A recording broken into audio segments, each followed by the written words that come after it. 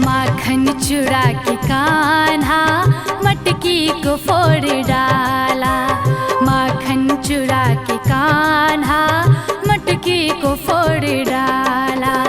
उसको पकड़ना चाहा, उसको पकड़ना चाहा, लेकिन पकड़ न पाए। माखन चुरा के कान्हा मटकी को फोड़ डाला। माखन चुरा के कान्हा मटकी को फोड़ डाला।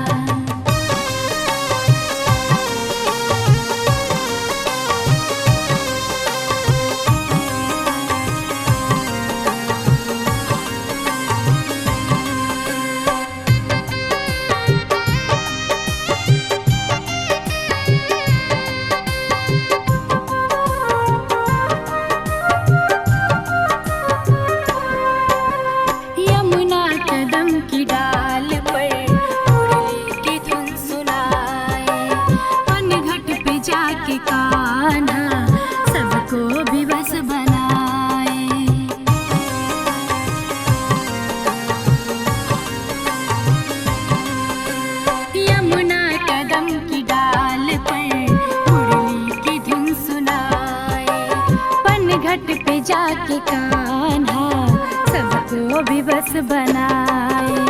विनती करो मैं उनसे, विनती करो मैं उनसे, हरकत से बाज आए।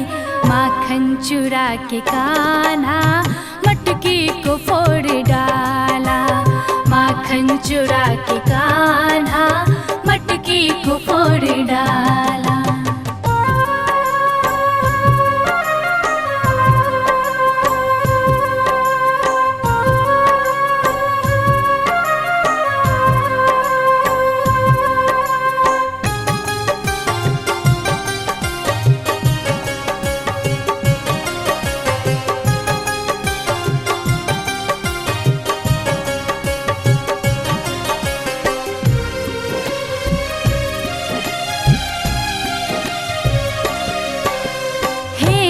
यशोदा रानी अपने किसन को रोको, करती हूँ अर्ज तुमसे मजबूरियों को समझो।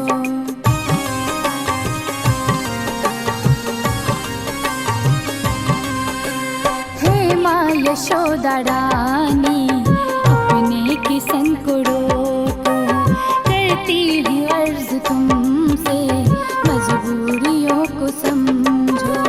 आदत है उनकी ऐसी, आदत है उनकी ऐसी, हरकत से बाज आए। माखन चुरा के कान्हा मटकी को फोड़ डाला। माखन चुरा के कान्हा मटकी को फोड़ डाला।